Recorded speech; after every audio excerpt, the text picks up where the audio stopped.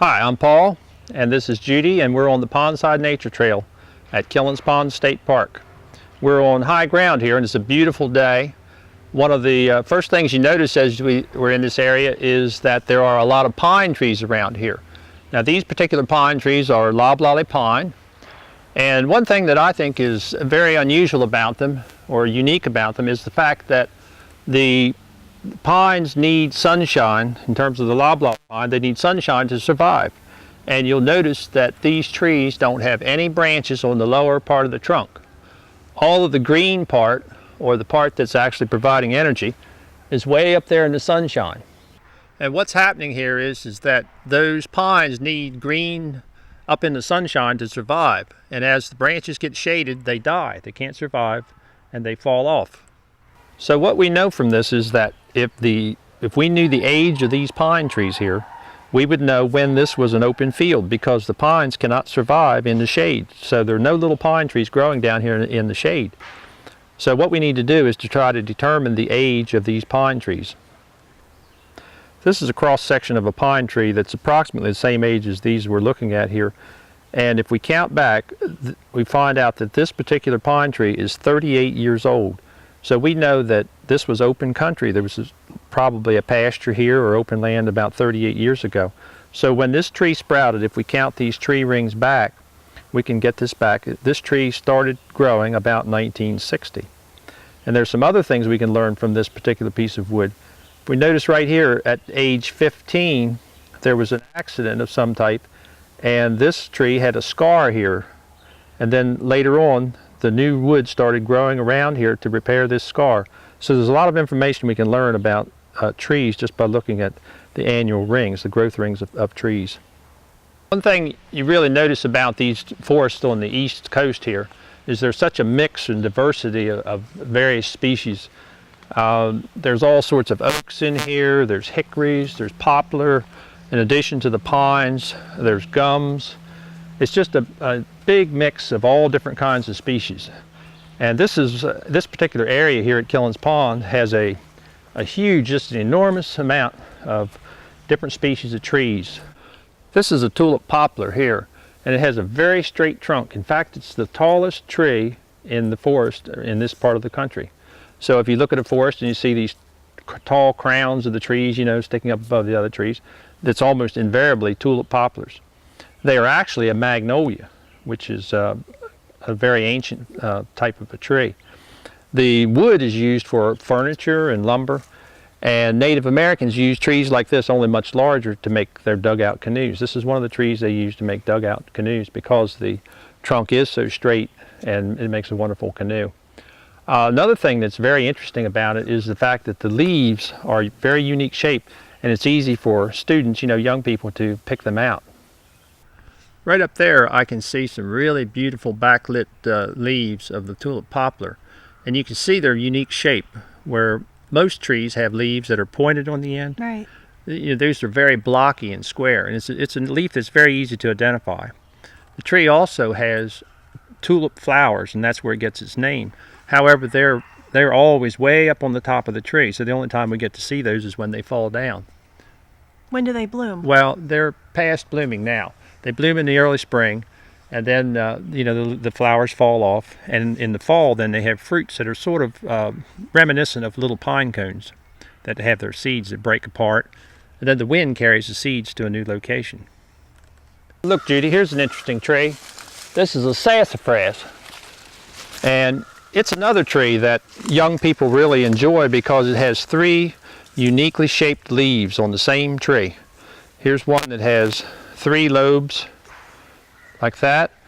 There's a leaf like this that has just 1 lobe, and then there's some that look like mittens. Here's one here that's a mitten shape. Sassafras is a Native American word that means green stick.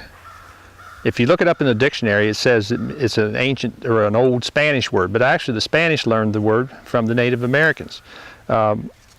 It had a lot of uses. The Native Americans thought that it would cure some diseases, and what they would do is they'd dig the roots up and use the bark of the roots to make a tea for a medicine. And it's still used, believe it or not, commercially in flavorings and so forth. This is a root of sassafras that I dug up earlier, and as I said before, it's the bark contains an oil, and if I scrape this just a little bit with my knife here, this is the part that you would use to make a medicine out of, or a tea. And I don't know if you can, it's very aromatic. Oh, yeah, it really is. Does that remind you of anything, or what do you think that smells? It smells like licorice and... A little bit like licorice. Does it remind you like of root beer? Oh, yeah. Okay, sassafras is one of the products that's traditionally used in root beer. In fact, you know, since it is a root, that's one of the places that they get the name for root beer. The very upper layer of leaves that you see here, the tops of these trees, we call that the canopy. And then if you look, there's sort of another layer below there, just halfway down, that's called the understory. That's like with the dogwoods. Right, there's dogwoods there and other trees. And then down on the ground we have this undergrowth, or this ground cover stuff. There's all sorts of vines and plants living here. This is devil's walking stick.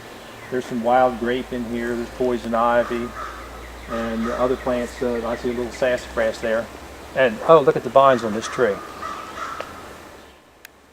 There are two different types of vines growing on this tree. The one with leaves of 3 right here, this is poison ivy. And all parts of that plant are poisonous to touch. They contain an oil that if it gets on your skin and you happen to be a sensitive individual, causes a severe rash. And growing right here with it is Virginia creeper. And that plant is totally safe to touch. It has leaves that grow in groups of 5. But unfortunately it gets a bad rap because it likes to grow in the same sort of places that poison ivy grows. And as you can see here, it's just all mixed in together. And you know, if a person touches this and inadvertently touches that, then they think that the Virginia creeper was responsible for the rash, when actually it was the poison ivy that caused it. This is a devil's walking stick right here. It's also called Hercules club, and you can see it has these enormous thorns all up and down the spine. It grows as an understory plant, and it grows up approximately 10 feet tall. This one's been broken off and is putting up a new green shoot. This will become very woody by fall, and as kids we used to use them as walking sticks.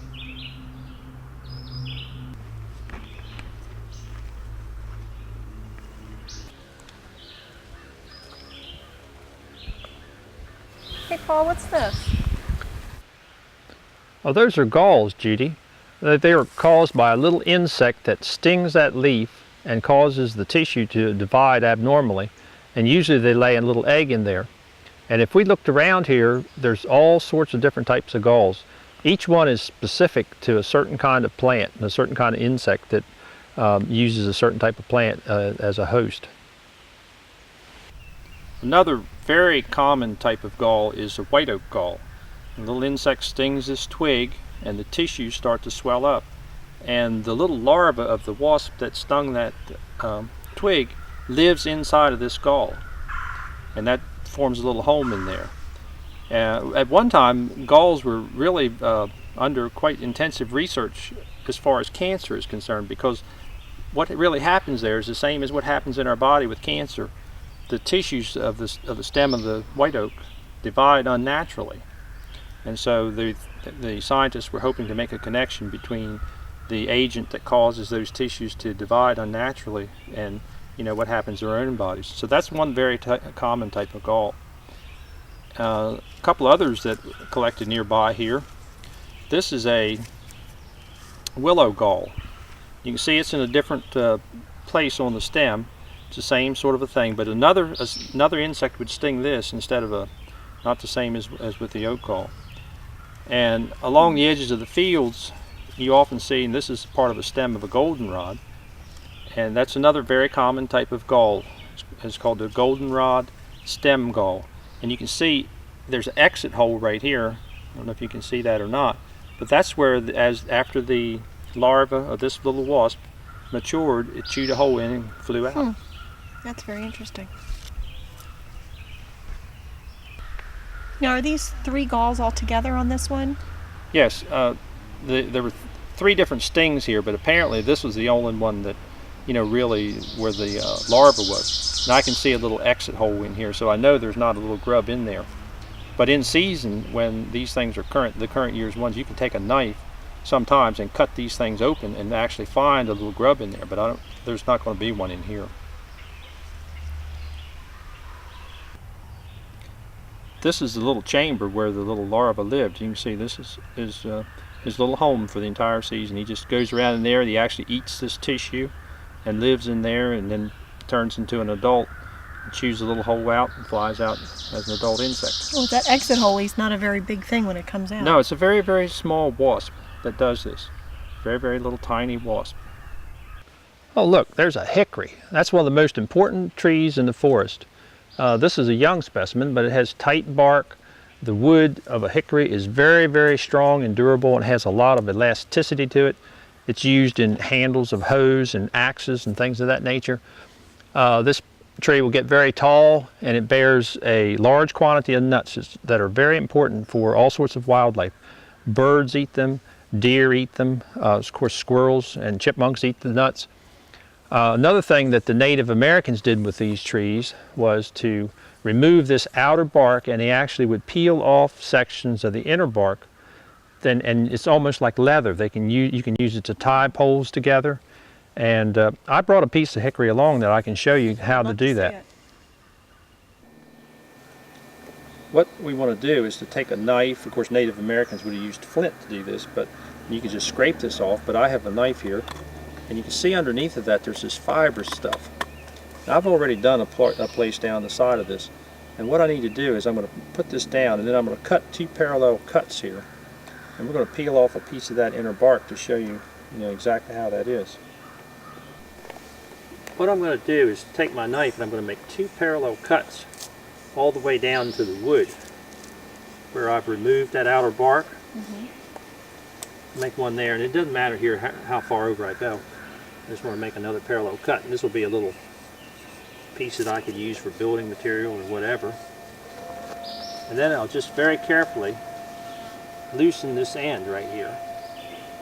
If I get a hold of this, I can peel this off. Oh wow. See how that comes off? And now this strip here is very pliable. You can bend it right around, and it's as strong as leather. You can tie knots in it, you can weave it for baskets, just do all sorts of things with it. The only time you can take that bark off of a tree is in the spring of the year, but you can store these pieces and then dampen them later. And this is what they use to tie poles together and make baskets and all sorts of things. I feel it. Yeah. Oh wow, it really does feel like leather. Yep. One of the things we used to like to do in our classes is we'd give some of the bigger boys a piece of that, and we'd say, to see if they could break it. Do you think you could break it? Well, I could try. Go ahead and try. Oh, it's very tough. It is. And even I couldn't break it. Even I couldn't break it. I mean, I can pull on that with all my might. Well, it looks like it stretches a little bit, but it's not going to break. It's amazing material. One of the ways I use to identify the hickory is by the bark. It has a very tight, smooth bark with furrows in it. That's the little vertical ridges that go up and down. And another thing is the leaves are very characteristic. They're what's called a compound leaf. This is what we mean by a compound leaf. This is actually one leaf here of a hickory. This is one leaf stalk, and then it has these individual little leaflets on it. In this particular case, it has 9. And when this leaf falls off in the fall, it separates from the twig at this point. So this is what we mean. It's more or less like a feather. This is what we mean about a compound leaf or by a compound leaf. Judi, we've been looking up at the tops of the trees, and we've been looking at the understory. And I just noticed down here on the ground there's a neat little vine that is a ground cover, and it's called partridge berry. And I think it's just a fascinating little vine. It is one of the only plants that I know of where 2 flowers, and I see 2 flowers right there on those tips of one of those vines, but 2 flowers make 1 fruit. And let me get one of those and show you a little closer what I mean. Now see, this is a fruit from the partridge berry, and where we saw those 2 flowers, it actually only makes 1 berry. And you can see the little scars on the end of the berry where those 2 flowers came out. So another just common nickname for it is twinberry, although that's more properly used for another plant. But this is where two flowers are united to make one fruit. As we walk along through these forests, I like to think about the Native Americans who lived here at one time. Apparently they lived here for thousands of years, and to me it's just amazing that they got all of the things that they needed for their life from the forest. They got poles for building materials, and they used bark and rawhide and other materials to fasten them together, and we looked at some bark and how they got it off of the trees and used it. They got game that they used for food. They had deer, I'm sure, squirrel, rabbits, other wildlife of that, that type of thing. Although there was not a pond here at that time, that Killens Pond and all the other ponds were man-made by Europeans after European settlement. But there certainly was a stream here, and they used that for fishing, and they also used the streams as corridors for their canoes. This is how they traveled back and forth. And we believe that they even went down to the Delaware Bay, especially in the summertime, to collect shellfish.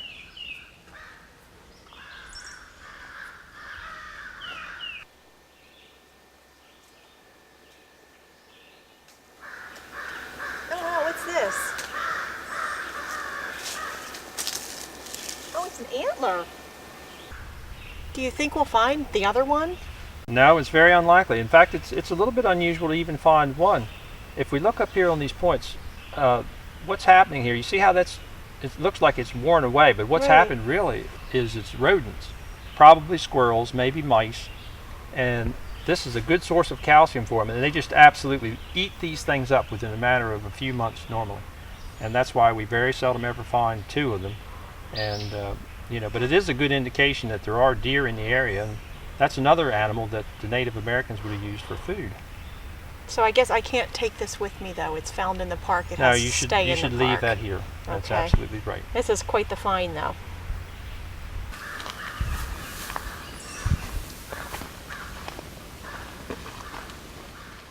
Here's a good place to look at the difference between the higher ground, the elevation that we have here on the right-hand side.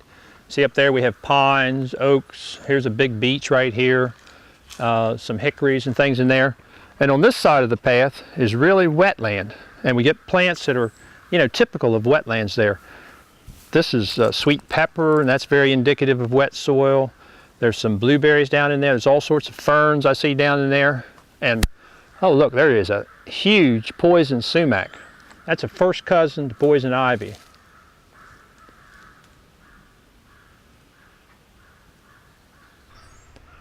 Poison sumac and poison ivy and poison oak are all in the same family. They're actually in the cashew family, believe it or not.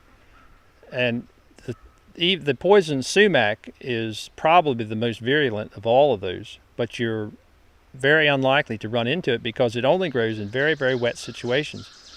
And so, you're not apt to be back in there where, you would actually come in contact with it.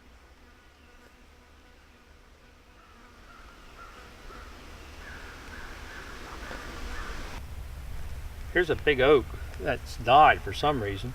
I can tell it's dead because it has these fungus on the trunk, and then of course the top is gone. It may have got struck by lightning or a fungus attack, insect attack, or whatever. Some, people managing their woodlot in their haste, they tend to try to remove these dead snags, and actually they're important food and nesting sites for wildlife. And down here I see that there's some sawdust accumulating. That's usually indicative of wood-boring insects, some large insects that break these down and return the nutrients to the soil. Let's look around down there and see if we can find some. You go first. Oh, me go first, okay. Absolutely. Oh, look. Here's a horned beetle right now. This is a big shiny beetle that we used to play with when we were kids. You have to be a little careful because it can nip you. And he makes a neat sound. Listen. Oh, it's squeaking.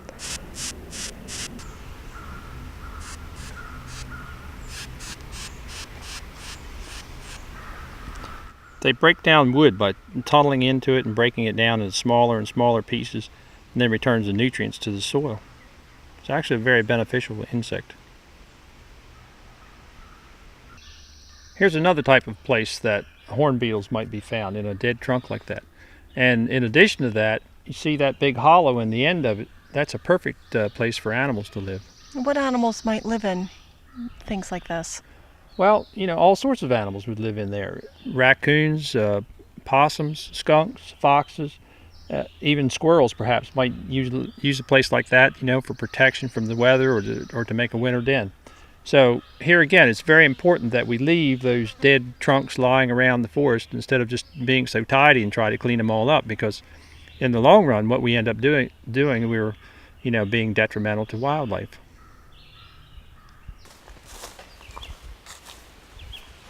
If we take this left here, we can go down to the pond. Would you like to go down to the pond? Yeah, great.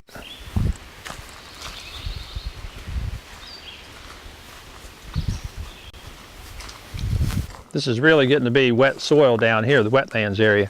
And most of this plant you see here is sweet pepper, which has a wonderful fragrant flower in August. But if you ever are going to buy a building lot, if you ever see sweet pepper growing on it, you might want to reconsider, you know, as a place to build, because it indicates, you know, wet soil. It only grows in wet soil. This is what sweet pepper looks like. And the way I identify it, it has these sawtooth leaves with sort of parallel veins like this.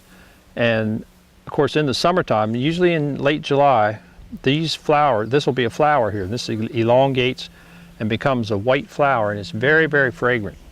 Just perfumes the whole, you know, area. Is it a spicy? Yeah, it reminds me of carnations a little bit. It's spicy, I guess you would say. This is another plant that's very characteristic of wetlands. This is one of our larger ferns. It's called the cinnamon fern. Ferns are very primitive plants, been on the earth for millions of years. They're frequently found as fossils in coal seams and so forth. They're unusual in the fact that they don't actually reproduce by seeds. They reproduce by spores, which are like very small dust-like particles. And this particular structure right here is what the spores are carried in the case of the cinnamon fern. And it also helps to give it its name. You can see it has a cinnamon color to it. There are some other plants around here that are, you know, indicative of wetland. This is the greenbriar, the common greenbriar. And a little interesting fact is that these tips, these new growth tips here, you can break them off and they're edible. They taste quite a lot like asparagus, and they can be added to a salad or whatever, but they're perfectly edible. Oh, and over there's some other plants that are indicative of wetland. It's the jack and the pulpit. The jack and the pulpit is one of the arum family, and they don't have flowers that we typically think of with bright colors, you know, like yellow or red or whatever, but they have this green flower. This is actually the flower right here, and this is where it gets its name. This is like the old-fashioned covered pulpits that the preachers used to talk out of, and there you can see inside there's the preacher, or there's Jack inside of his pulpit.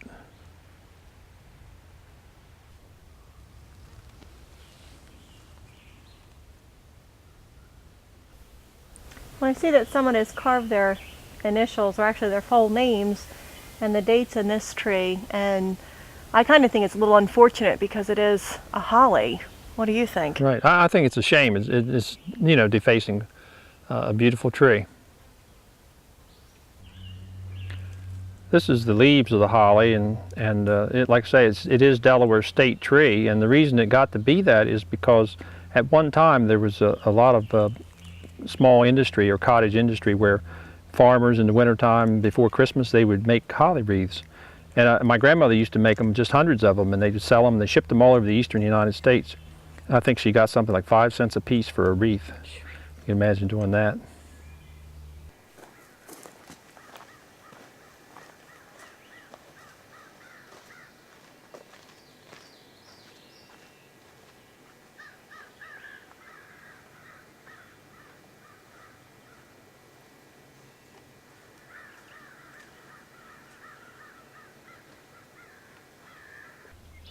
It looks like the pond's been here forever, doesn't it? It really does. You know, but we have to keep in mind that it's a man-made body of water. It was built to power a grist mill, you know, in the 1800s. And we were talking about Native Americans and how they may have, you know, camped near here.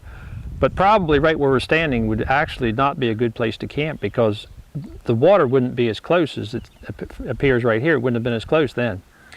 And what reminds me of that was back in the 60s there was a big storm, and the dam at Killens Pond actually washed away, and the land returned more to the way it used to look. And the stream, the course of the creek that actually forms Killens Pond, was way out there about 100 yards beyond where we are. So if you would have had a camp here, that would be quite a ways to carry water. So some of the Native American sites would probably be at the bottom of the pond, where as we think about the pond now. Right here at the pond's edge, there's a lot of blueberries growing. These are high bush group blueberries. They grow on a bush that's about 4 or 5 feet high, and there's a lot of fruit on here, and a couple of them are just starting to turn ripe. And they would be important Native American foods. They dry very easily and were an important source of food. Oh look, Judi, there's a king snake has a northern water snake. Look, this is the king snake on this end, the black and yellow snake, and he's actually got the brown there. He's killing that water snake and going to eat it. And that's where he gets his name, king snake. He's got that all coiled up in his coils, and he's going to suffocate that water snake and eat it.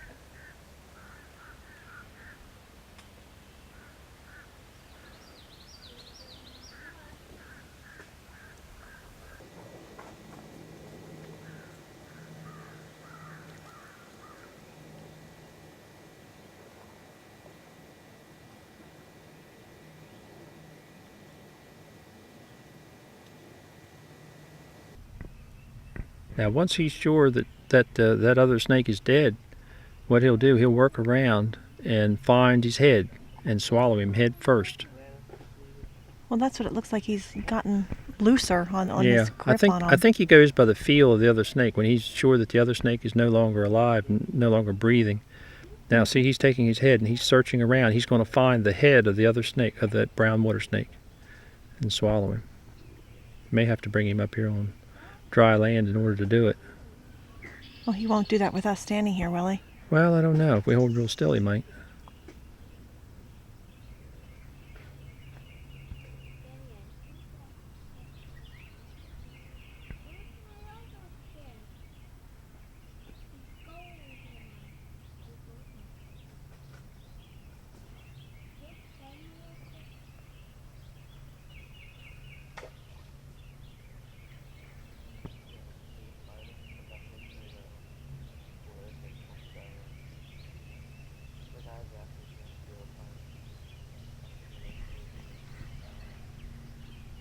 He seems to still be looking around for his head there. I think it would be quite a job to hold your breath and locate the head underwater. I've never seen him, struggle in the water like that before. But I do know that I have seen a king snake swallow a snake bigger than itself. And what it did, it crawled around for half a day or so with the tail of the other snake sticking out of its mouth. Oh, how wild.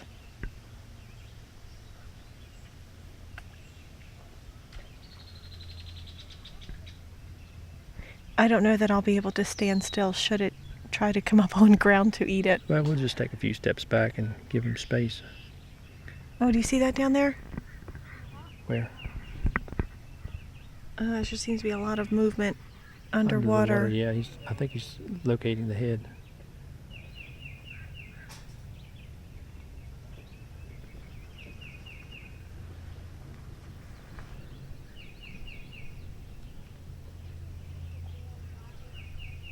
How long can they hold their breath underwater? Several minutes. I think that's why it's difficult, like for the king snake to kill the brown water snake, because they can hold their breath so long. Like when a black rat snake kills a mouse or a rat, it's only a matter of 3 or 4 minutes and the animal's dead, but the water snake can stay underwater for, minutes at a time, several minutes at a time, probably as long as 5 minutes or more. So he has to hold the rib cage closed on the other snake and not allow him to inhale for several minutes until he dies.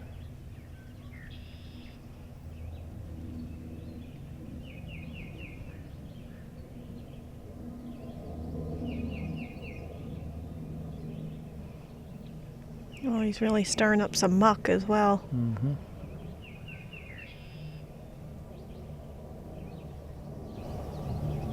I would guess that the struggle started up here on dry land. I don't know. And then, you know, in their struggle, they probably went down into the water.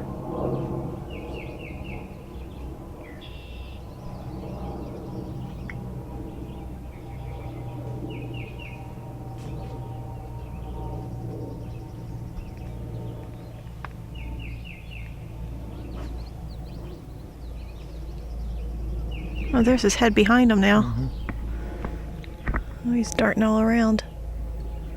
Comes up every now and then for a breath of air. Really has to work for his dinner. Of course, a meal like that will probably last him 2 to 3 weeks. Snakes don't eat like, you know, warm-blooded animals. Their metabolism is such. Large snakes only have to eat maybe once a month or once every couple of months. And he'll walk his jaw from side to side, sort of like seesaw motion, and the upper and lower jaw can actually, you know, unhinge, and their esophagus they can put it in the corner of their mouth so that they can still breathe while they swallow something 2 to 3 times the diameter of their body. It's an amazing thing to see, and it's hard to believe that in the case of like the brown water snake, I've seen them swallow, as I said before, bluegills that are 3 or 4 inches across, and you would think it would just be absolutely impossible for them to swallow it. Now, after he eats this snake, will he stay in the water or will he come out of the water? He's normally a dry land snake, a woodland snake. They're not as common as they used to be years ago, and it probably has to do with numbers of them getting killed on the road and highways and farming practices and so forth. But it has to do with you know, a lot of things, but normally you see them on dry land in the forest. That's what leads me to believe that he actually ambushed his snake up here on the shore. So no, he will come out on dry land.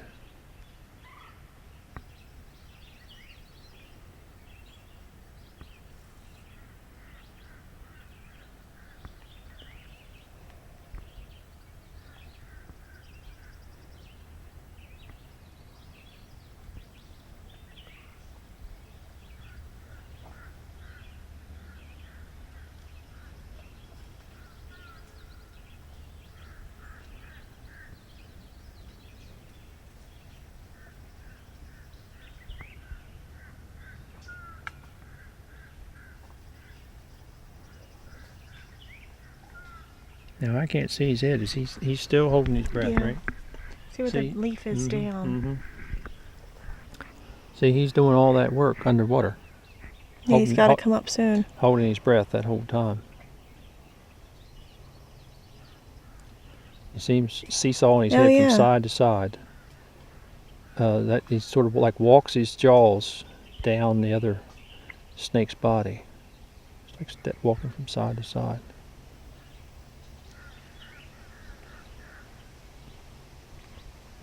Oh, now they let go of the back part of the snake. Yeah, now see, he's sure that it's dead, and he has its head, so he's going to release his grip on the rest of the body. And he'll have to put his body in more or less alignment with that one in order to get it down. Right. Makes it easier for him to swallow.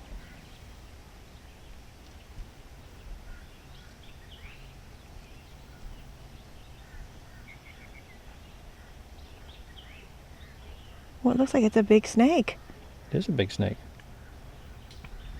Oh, look, you can see it. There's his tail. If you look Now, see, he's underneath, not you can quite- see his head here. Mm-hmm.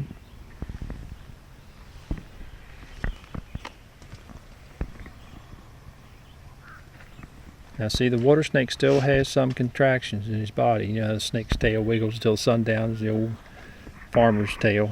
But he's, for all intents and purposes, he's dead, and the king snake has his head, and so... Oh, see, he's raising his whole head up out of the water. Mm-hmm.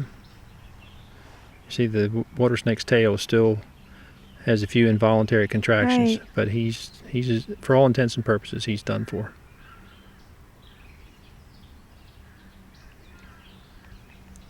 Yeah, I guess when you're going down somebody's throat.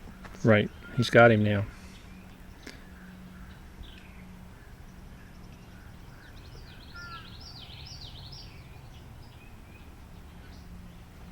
he's really working on this end now. Up here with his mouth, he's pulling him down as quickly as he can.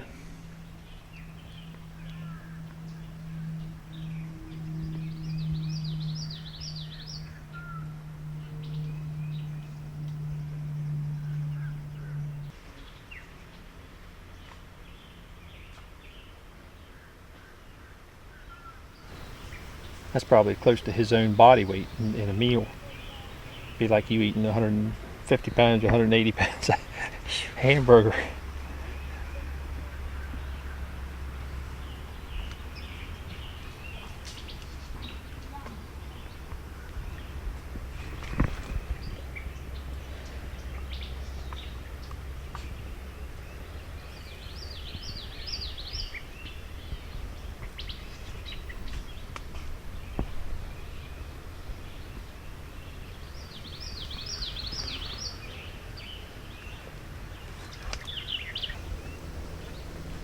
Well, it looks like he's only got about 2 more feet to go.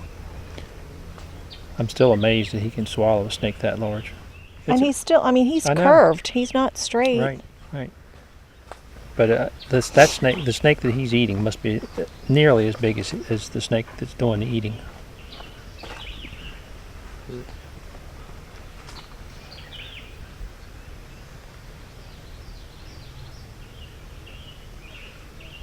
Quite a large meal.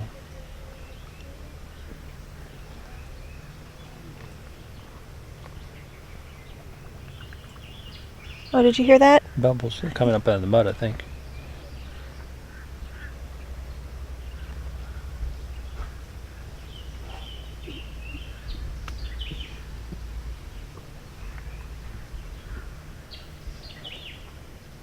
Now I don't see any movement at all out of the water snake. Even his tail, I don't see it twitching.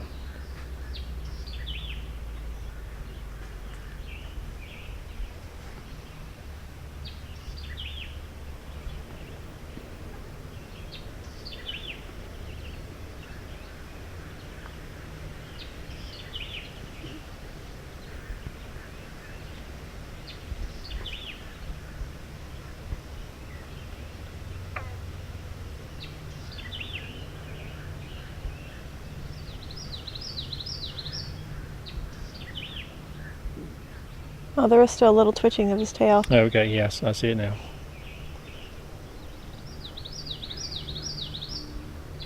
Now you can see the king snake. See back, he's straightening that kink out in his body to get more room for that larger snake to go down. Be interesting to see an X-ray of his body and see how far down he is. You see how he's straightening his body out now? Oh, yeah. Get another grip.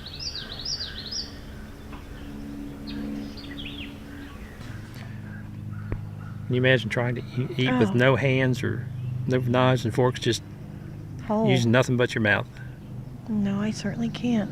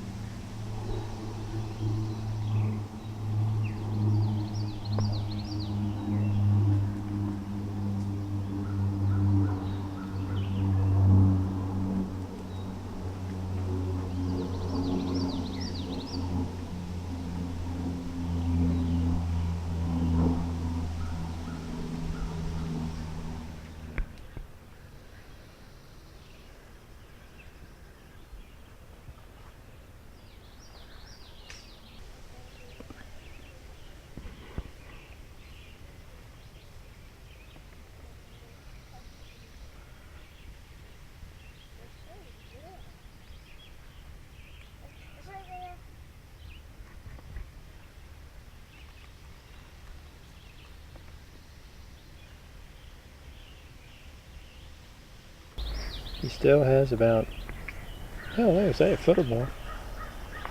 He's going on back.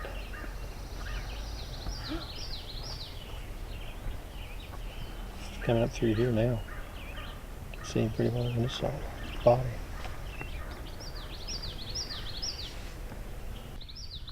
Well, now wouldn't he be at risk for some other predator? Mm-hmm.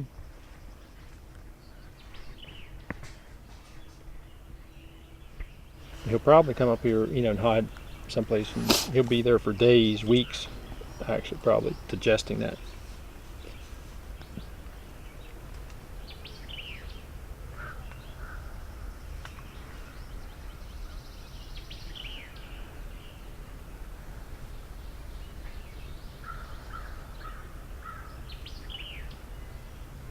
You see, he's not doing any swallowing contractions right now. He's just sitting. I think he's swallowed about all of it he's going to. Yeah, I think so too.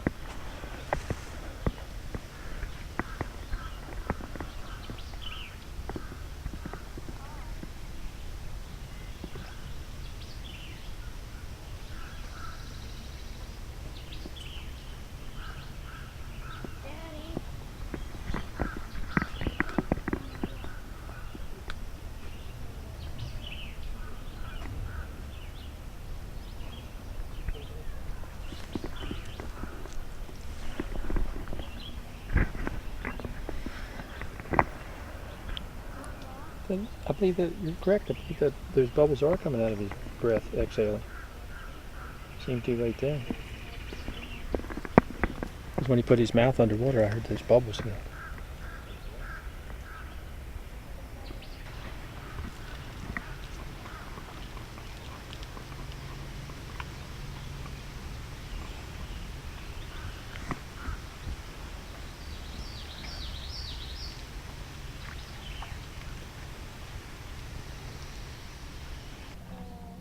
Well, it's going to take him a few days to finish that meal. In the meantime, we want to talk about this magnolia right here, which is a plant, the flowering plant, and it's a plant that we would consider a fairly primitive plant, one of the earliest plants to evolve true flowers. The pines are a group of plants in the gymnosperms, which is ancient plants, we think evolved eventually into flowering plants. One of the reasons why we think this is this little structure in the inside of the center of the magnolia flower here, which indicates to us that it probably is a very primitive plant. That's fairly small and you really can't see it, but it has a very similar structure to a pine cone. There's another one over here that's a little further along. After fertilization, those petals, the white petals, fall off because that's what attracts the insects that come to pollinate this. Then this cone-like structure in the middle continues to expand till it's several inches long, and the seeds are contained in that. And you can see that this is very similar or reminiscent of a pine cone, and that's one reason why scientists think that this is a very primitive type plant. At the base of this magnolia is another plant here. Now this is a parasitic plant. That means that it gets its energy from another plant. You notice that it doesn't have any green color. There's no chlorophyll in it. It's this whippy looking stuff here that's orange. So it doesn't produce its own food. It's stealing food from this other plant underneath of it, which is called lizard's tail. This is a flowering plant, however. It's not like a fungus. Here is one of the little buds. These will bloom and the seeds will drop down. When the seeds sprout, it sends up a little tendril, little thing. And when it catches a hold of another plant, a green plant that's producing energy, it sends little structures into the stem of the green plant. And it's actually stealing energy from this green plant. And then it loses all connection with the ground, and it just climbs across and strangles these other plants here. It's a true parasite. And this is lizard's tail. This is the flower of lizard's tail. And this will continue to bloom on out, and you can see it's very long and spiky, and of course that's where it gets its name. It's also very fragrant. There are some other plants down here that's quite interesting in this edge of this pond. The little plant down in the mud there, right on the surface of the mud, there's very, very small leaves. That's one of the smallest flowering plants in the world. It's called duckweed. It is a true flowering plant, and like I say, it's one of the smallest plants in the world, and it gets its name from the fact that it's food for ducks. The other plant there, back in that area where you see it looks like little parasols on the end of a stem, that's called pennywort, because the leaves are about the size and shape of a penny and grows up on a single little stem.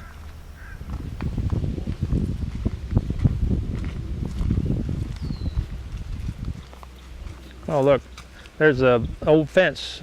At one time this whole area was a hog farm. That's part of the old fence line that's still here.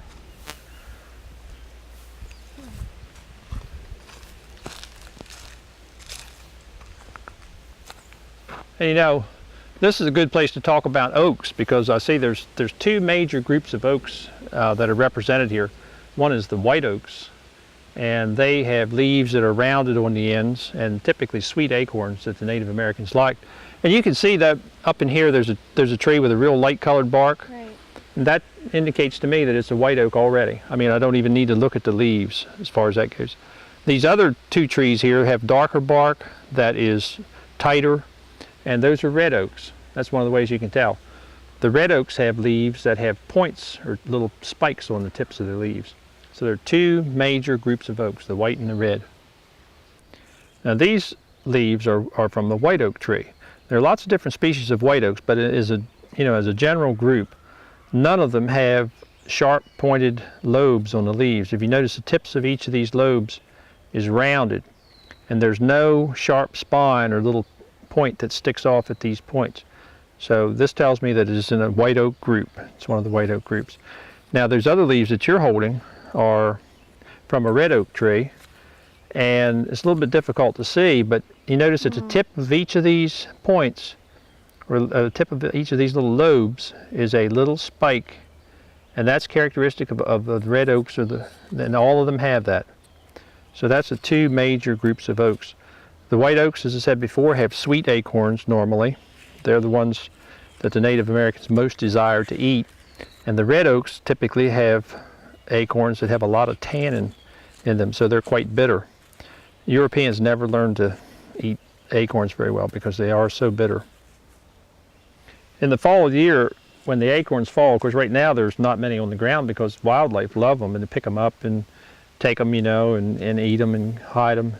But the Native Americans would collect them and take the outer woody part off the shell, and inside there's a kernel just like in a nut. This is some of the kernels that have been dried, and they're what I'm talking about, that were so bitter. And what they would do with these is they would grind them up in a stone mortar and pestle, and I have some flour here that I ground up another day, earlier in the day. And this is the flour right here, the acorn flour that they would use, and they could mix that in cooking, in pots and things to thicken up things. It's too bitter for European taste, but that's acorn flour right there. So that was another way they utilized their environment. They had to, get all of their needs from the environment. Another thing they did, they also made utensils out of some of the products of the forest. And these are pine needles from the loblolly pine that we saw back at the beginning of the trail. And this is the way the needles look. And these can be tied into bundles, and they actually made baskets, or little, some of them were quite large. This is a small basket, but this is a basket made out of the needles of a loblolly pine. It's tied together with a grass-like material. There's several grasses that they utilized. Sweet grass is one that they used, and another fiber called dogbane. But they wove these baskets using pine needles. Here's a tree that's been cut down by beavers. It always amazed me that, a beaver using nothing more than just his teeth could cut down a tree of this size. He probably worked at this over a period of several days. At one time, there weren't any beaver in this area. Historically, there were, but then due to the pressures from trapping after colonization of the United States, the beaver became so valuable that it was almost exterminated from the eastern United States. But gradually they've been being brought back through conservation efforts. There's a large beaver lodge near here and a dam that's around the corner from here. The beaver is the largest rodent in North America.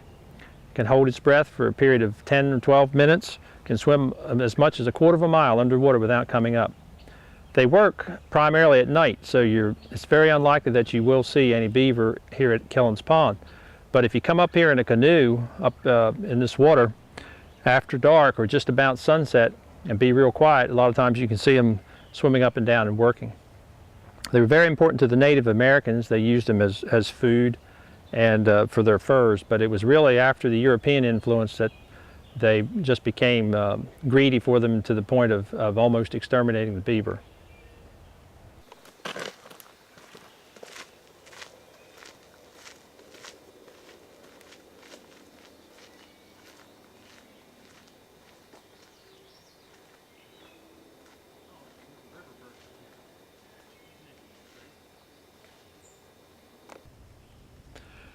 That river birch is the name of that tree, and it's one of the favorite foods of beaver. They always grow down close to the water, and the beaver cut those off and then eat the bark off of them. Another thing, while we were talking about the bark, you notice how the bark on that birch is peeling off? Yes. Well, that's a survival item, you might say. If you're ever caught out in wet weather and can't get a fire started, that bark peels off very readily, and it'll burn very, very vigorously, even when it's wet. So you should never strip bark off of a live birch tree unless it would be in the case of, you know, a real severe emergency, but it does act as a wonderful fire starter.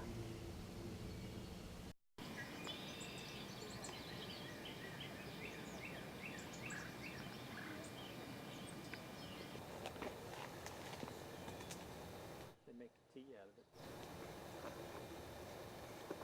Sometimes people make jam out of it. I don't know if you've ever heard of the expression there. Well, Judi, we saw some wonderful things out here today at Killens Pond. We sure did. I especially like seeing the snakes. Yeah, I think that was a probably great find. right. I think that was probably my favorite part. I just think it's so neat, you know, to see everything all as a unit, so that you have not only the water, but the trees and the forest and all the birds and wildlife that are out here. Every time you come out here, you see something different. It's just a fabulous place to visit. And I think another thing is it's so important to have large areas of forest land and land that's preserved, not only for the wildlife, because there are definitely birds and animals that, you know, need that sort of a thing. They don't want woodland that's what we call fragmented. For instance, I've seen pileated woodpeckers over here at Killens Pond, and that's the type of bird that needs a mature forest. You know, they're not going to be found in little woodlots and so forth. So it's important for the wildlife to have large areas of woodlands and ponds, you know, preserved for everyone to enjoy, not only for the nature, you know, the animals themselves, but for the people. And also, it's important to have a place for people to come out and walk and just have a good time. And learn about nature. I learned a lot today. Thank you. Right. I enjoyed it myself.